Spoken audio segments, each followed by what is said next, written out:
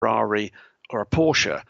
And Martin laughed that one off and said, just doesn't get it. We want to take them on. We want to actually challenge that established order, which is why we had this wonderful period of time into and beyond the start of GT3, where you did get the Morgans, the Nobles, the Ascaris, the Centuras, the Harriers, you name it, they were just coming time and time again, trying something different, trying to take them on, and at times being utterly hopeless, but at times it worked. And when it worked, it was glorious. Without that, we wouldn't have had the glorious thing that was the TVR Speed 12 and the Cerberus Speed 12. The Centura, which I know made its way across here with a Judd engine and just a marvellous looking thing. And that spirit needs to be back in sports car racing. Somehow we've got to the stage where it's a little bit too homogenised. I'd like to see it back. And Christian von Koenigsegg, or any of your mates, if you're listening, come on, have a go. You'll find a massive fan base. And the same with James Glickenhaus. Come and have a go, sir. We'd love to see you try. Amen to that. Well, I'm going to grab two questions that fall into an area that and hopefully our listeners know is one of my favorites, and that is sound. So we have both Joe and Dennis Zosek, who've thrown in things here on that topic. Let's go with Joe, who says, what is the main reason why GTE manufacturers go for a turbo engine option? It's going to be an awful shame when we lose the sound of the Corvette and Porsche if the rumors of switching power plants are true. I thought BOP would leave engine options more open. I would say, Joe, outside of BOP, outside of it being GTE manufacturers, I would say we're talking more about market shifts for those brands.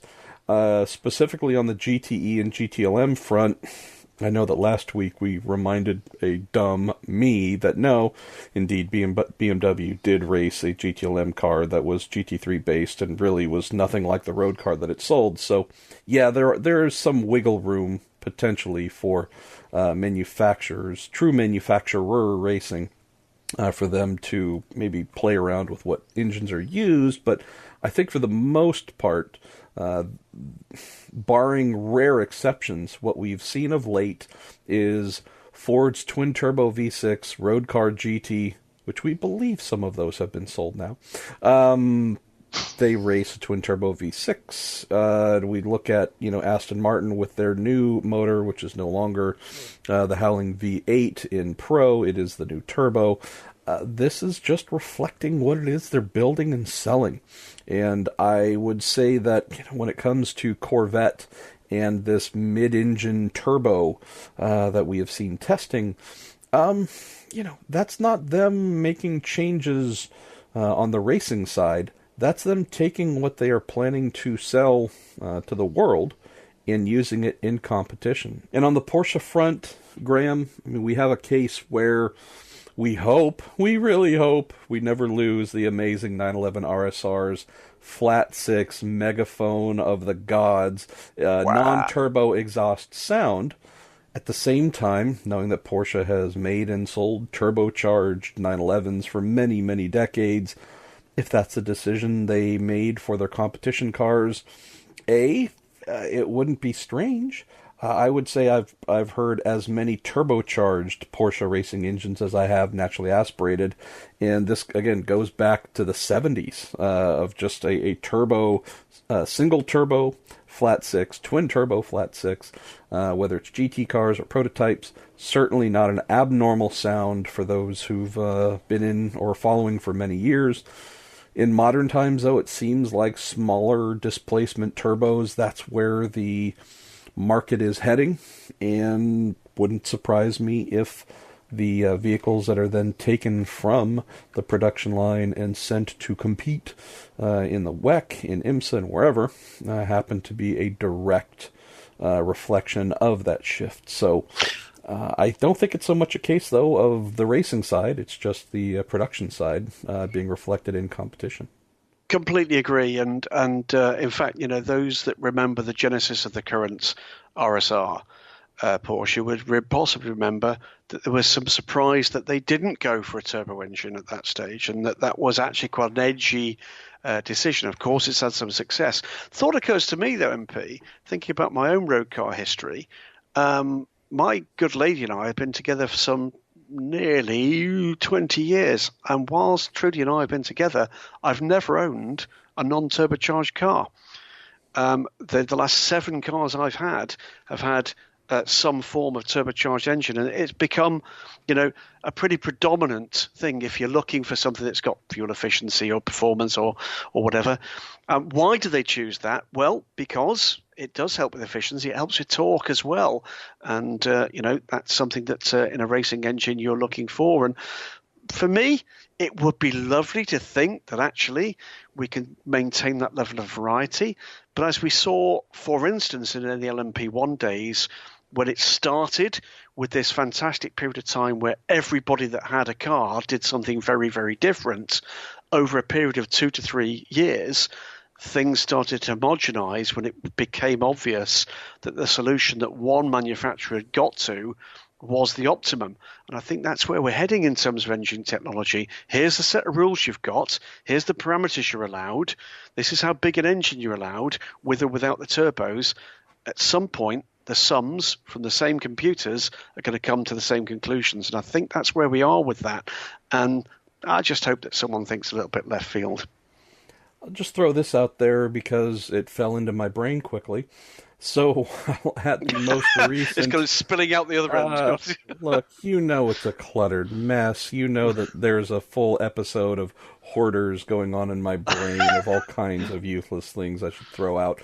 One thing that just fell off the corner of the table that caught my attention was, while at the most recent IMSA race at Monterey, I guess maybe falling in line a bit with Joe's question, and also the next one from Dennis Zosek on, we need to mandate naturally aspirated engines in at least one class in IMSA. It would be a sin if we lose the savage scream of the 911 RSR. I don't care what the future is for street cars, but turbos muffle sound, and if you don't have the sound in racing, what's the point? Amen, brother Dennis. What stood out to me, Graham, and I think this was while I was on pit lane, I forget which session, but was on pit lane towards pit in, and why that's important is because in that section there are garages behind pit lane and a bit of overhead hospitality suite, so there's a backstop for sound, so you get a lot of reverberation. And while standing there, to Joe's point, to Dennis's point, what stood out were the fine, naturally aspirated vehicles.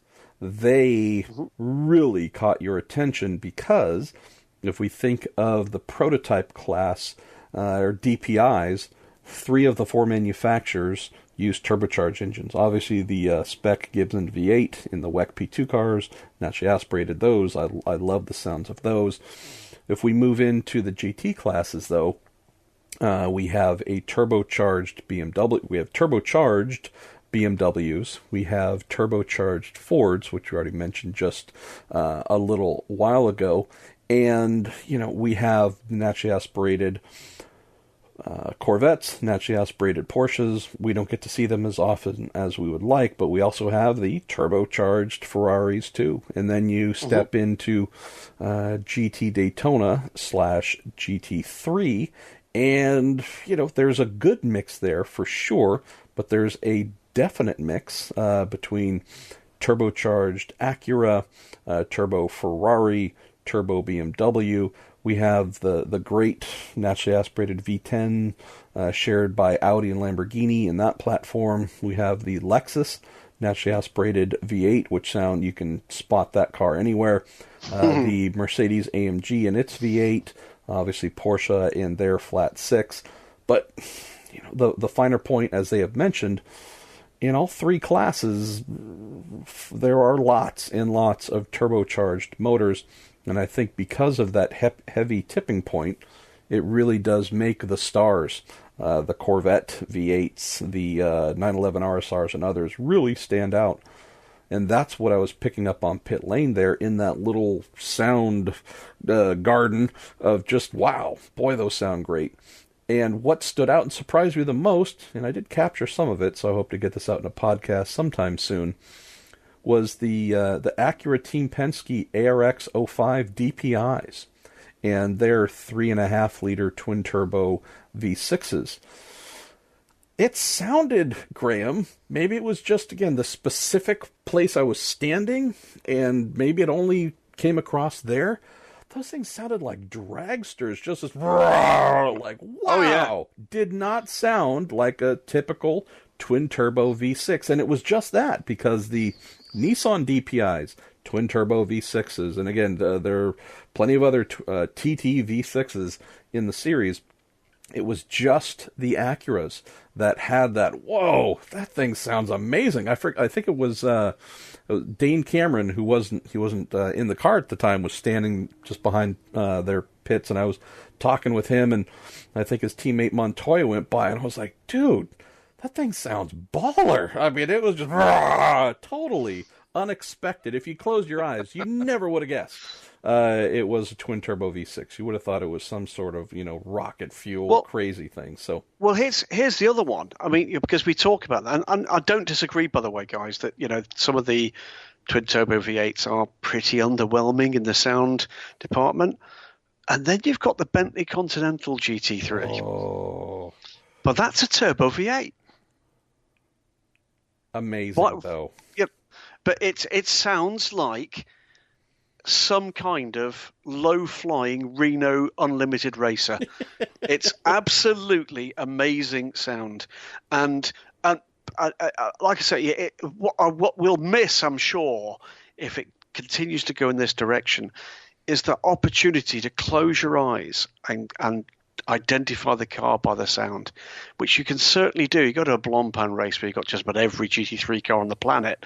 You can do that. You can play that game, and it's great fun. But the Bentley, for me, is one of the standouts, fantastic 21st century race car sounds. Absolutely fantastic stuff from the guys at M Sport, and long may that continue. Only about 20 minutes left to go, Graham. Where should we? Sorry, that's probably going tiresome, but I just love the fact let's. Well, hold on. We should acknowledge yet again my stupidity.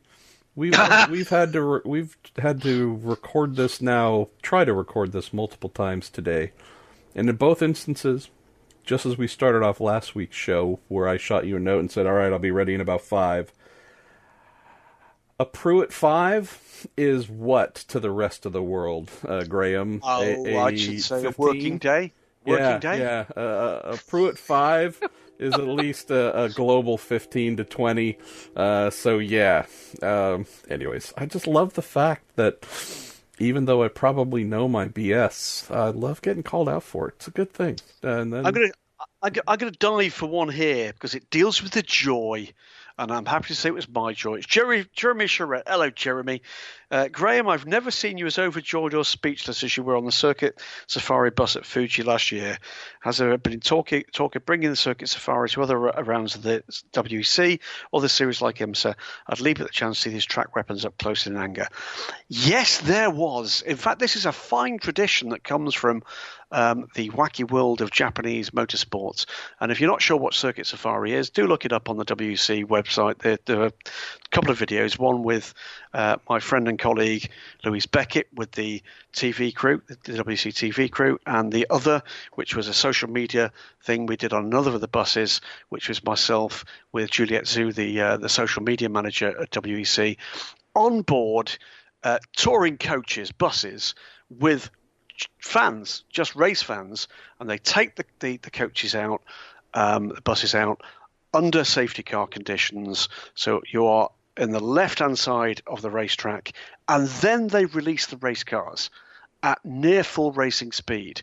And it is one of the most awesome things I've ever experienced.